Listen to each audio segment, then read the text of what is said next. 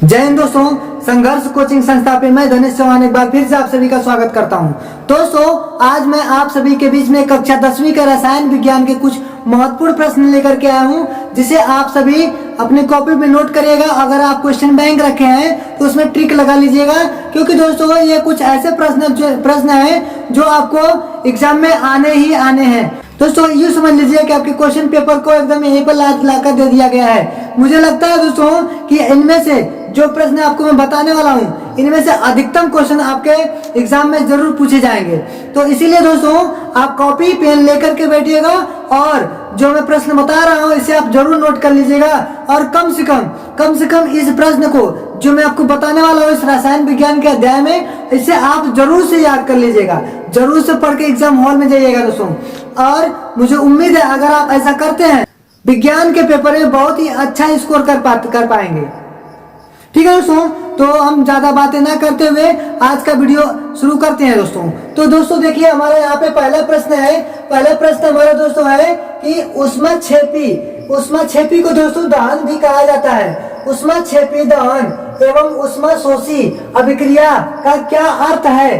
दोस्तों इस प्रश्न को आप पढ़ लीजिएगा, क्योंकि यह प्रश्न सन 2022 में यानी कि पिछले ईयर और इसके पहले भी कई सत्र में आया हुआ है, कई बार दोहराया गया प्रश्न है। ठीक है दोस्तों, अगला प्रश्न हमारा दूसरा प्रश्न है, संक्षारण क्या होता है और संक्षारण के दो उदाहरण दीजिए। संक्षारण क्या है? संक्षारण क्या होता है और दोस्तों संक्षारण के दो उदाहरण दीजिए। ठीक है ना, इसको भी आप बढ़िया से याद कर लीजिएगा, ये प्रश्न हमेशा ही पूछे जाते हैं। ठीक है दोस्तों, अगला प्रश्न हमारा है रेडॉक्स अभिक्रिया। रेडॉक्स अभिक्रिया किसे कहते हैं? रेडॉक्स अभिक्रिया किसे कहते हैं, उदाहरण देकर समझाइए।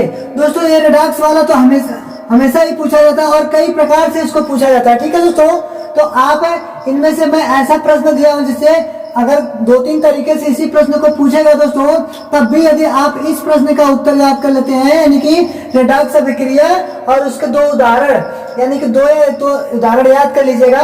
दोस्तों रेडॉक्स अभिक्रिया की पहली बात तो रेडॉक्स अभिक्रिया का उदाहरण या फिर परिभाषा पूछेगा, और परिभाषा या अभिक्रिया दोनों ही पूछ सकता है। तो मैं आपको सजेस्ट करूंगा कि रेडॉक्स अभिक्रिया किसे कहते हैं, या फिर इसको दूसरे तरीके से कहेंगे कि रेडॉक्स अभिक्रिया की परिभाषा दीजिए।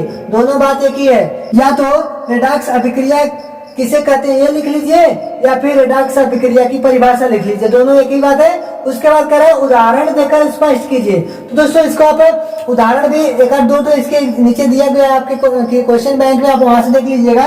कि अभी देखिए पूरा प्रश्न दोहरा रहा हूँ, आप बढ़िया से नोट कर लीजिएगा। रेडॉक्स अभिक्रिया किसे कहते हैं, रेडॉक्स अभिक्रिया किसे कहते हैं, उदाहरण देकर स्पष्ट कीजिए। दोस्तों ये भी आपका सन 2022 में आया हुआ प्रश्न है, यानी कि पिछले ईयर में आया हुआ प्रश्न है। ठीक है दोस्तों, ये कक्षा 10वीं का रसायन विज्ञान है, ध्यान दीजिएगा। अगला प्रश्न हमारा चौथा प्रश्न है दोस्तों, रासायनिक अभिक्रिया किसे कहते हैं? रासायनिक अभिक्रिया किसे कहते हैं, यह कितने प्रकार के होते हैं? ठीक है, या तो पूछेगा रासायनिक अभिक्रिया की परिभाषा दीजिए, मतलब एक ही प्रश्न को घुमा के आपको देगा, घुमा फिरा के कैसे भी दे देगा। तो दोस्तों आप ज्यादा सोच में ना पड़िएगा, आसानी से आप याद कर लीजिए कि रासायनिक अभिक्रिया किसे कहते हैं, यह कितने प्रकार की होती है। ठीक है दोस्तों, ये पिछले ईयर में पूछा गया था और कह रहा था कि और इसमें आपको पूछेगा कि रासायनिक अभिक्रिया किसे कहते हैं और यह कितने प्रकार की होती है, उदाहरण देकर के समझाइए। ठीक है दोस्तों, अगला प्रश्न हमारा 5वां प्रश्न है, पीएच मान से आप क्या समझते हैं? शुद्ध जल में हाइड्रोजन आयनों का सांद्रण क्या होता है? आपको पहले दोस्तों इसको 2-3 तरीके से पूछ सकता है, पीएच मान क्या होता है, या फिर पूछेगा कि सांद्रण क्या होता है। ठीक है दोस्तों, तो आप इसको बढ़िया से याद कर लीजिएगा। पीएच मान से आप क्या समझते हैं, शुद्ध जल में हाइड्रोजन आयनों का सांद्रण क्या होता है। ठीक है दोस्तों, आप इसको याद कर लीजिएगा दोस्तों, और अपने क्वेश्चन बैंक में ट्रिक लगा। मैं तो कहूंगा आपको कि आप कॉपी पेन लेकर के ही बैठिए, ट्रिक लगाने से बेहतर है कि आप इसको अभी नोट कर लीजिए। ठीक है दोस्तों, अगला प्रश्न हमारा है, बेकिंग सोडा बनाने की विधि तथा गुणधर्म लिखिए। तो दोस्तों इस प्रश्न को भी आप लिख लीजिएगा, कई बार पूछा गया प्रश्न है, बेकिंग सोडा बनाने की विधि एवं उनके गुणधर्म को। ठीक है दोस्तों, अगला प्रश्न हमारा है, प्रश्न नंबर 7वां है, प्लास्टर ऑफ पेरिस किसे कहते हैं, इसे बनाने की विधि, गुण, उपयोग बताइए। देखिए, प्लास्टर ऑफ पेरिस किसे कहते हैं, इसे बनाने की विधि, गुण व उपयोग बताइए। ठीक है दोस्तों, इसको आप याद कर लीजिएगा। अगला प्रश्न हमारा है संतृप्त, संतृप्त तथा असंतृप्त हाइड्रोकार्बन में क्या अंतर है, उदाहरण देकर स्पष्ट कीजिए, यानी कि उदाहरण के द्वारा स्पष्ट कीजिए। ठीक है दोस्तों, अगला प्रश्न हमारा है, इसको बढ़िया से याद कर लीजिएगा क्योंकि कई बार पूछे जा चुके प्रश्न है और पिछली बार भी हमारा यूट्यूब के चैनल पे वीडियो है, उस पर जाकर के देख लीजिए, आपको मिल जाएगा। और पिछले ईयर का मॉडल पेपर या फिर पिछले ईयर का क्वेश्चन पेपर जो होगा किसी के पास, तो आप उससे मिला लीजिएगा दोस्तों, अधिक से अधिक क्वेश्चन इसी में से आएगा आपका। ठीक है दोस्तों, अगर देखते हैं कि समजातीय श्रेणी क्या है, उदाहरण के साथ समझाइए। ये प्रश्न आपका नवा प्रश्न है, समजातीय श्रेणी क्या है, उदाहरण के साथ बताइए। ठीक है दोस्तों, अगला प्रश्न, ये प्रश्न तो आपको पक्का ही आने वाला है, प्रश्न ये प्रश्न तो आपको पक्का ही आने वाला है एग्जाम में। निम्नलिखित यौगिक के IUPAC नाम लिखिए। तो दोस्तों मैं आपको सजेस्ट करूंगा कि IUPAC नेम को कम से कम आप 5 4 जरूर से याद कर लीजिएगा, जिसमें से किसी एक पर आपके पास कुछ देगा विकल्प के, किसी एक पर आप UPSC नाम लिखिए।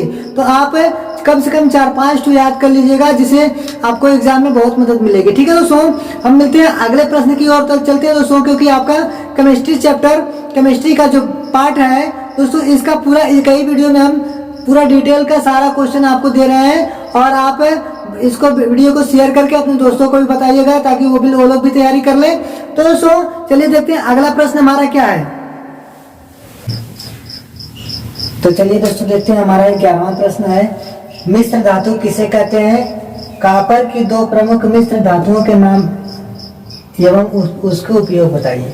दोस्तों यहाँ पे पूछ रहा है कि मिश्र धातुओं, यानी कि मिश्र धातु किसे कहते हैं, मिश्र धातु किसे कहते हैं, कॉपर की 2 प्रमुख धातुओं के नाम एवं उसके उपयोग को बताना है। ठीक है दोस्तों, हमारा 12वां प्रश्न है, कॉपर की चतुष्फलकीय प्रकृति पर टिप्पणी लिखिए। ठीक है दोस्तों, इससे आप याद कर लीजिएगा, अपनी कॉपी में ट्रिक लगा लीजिए, कॉपी पर नोट कर लीजिएगा इसे। और दोस्तों हमारा 13वां प्रश्न है, प्रतिस्थापन अभिक्रिया पर संक्षिप्त टिप्पणी लिखिए। दोस्तों अभी ये सभी के सभी प्रश्न जो है कई बार परीक्षा में पूछे गए हैं। ठीक है दोस्तों, आप पिछले ईयर में भी कई बार पूछे गए हैं और उसके पहले भी कई बार पूछे गए हैं। ठीक है दोस्तों, तो हम इसे जरूर से याद कर लेंगे। और 14वां प्रश्न हमारा है, साबुनीकरण पर संक्षिप्त टिप्पणी लिखिए। दोस्तों साबुनीकरण पर आपको कई बार प्रश्न पूछा जाएगा, जो कि 2022 में भी पूछा गया था और ये कई तरीके से पूछा जाएगा। ठीक है, इसलिए जो इम्पोर्टेंट था उस तरीके से मैं आपको लिख के बता दिया। दोस्तों अगला है हमारा, एथिलीन से एथिल अल्कोहल बनाने की विधि का रासायनिक समीकरण दीजिए। यहाँ पे दोस्तों रासायनिक समीकरण लिखना है, एथिलीन से एथिल अल्कोहल बनाने की विधि वाला। ठीक है ना दोस्तों, अगला प्रश्न हमारा है 16वां प्रश्न है, मेंडलीफ का आवर्त नियम क्या है, इसकी व्याख्या कीजिए।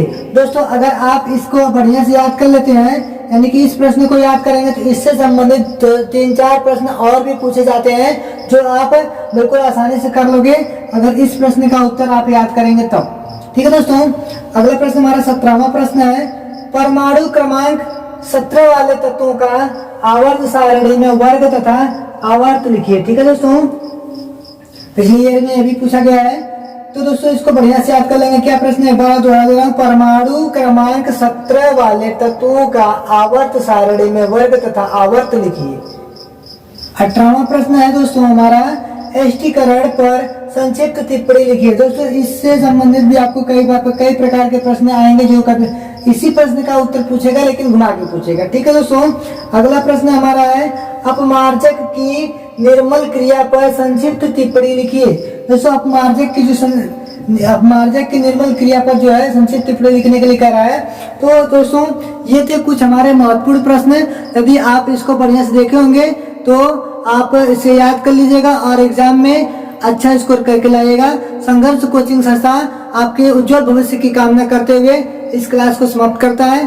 जब तक के लिए नहीं मिलते हैं तब तक के लिए so finally thank you, best of luck.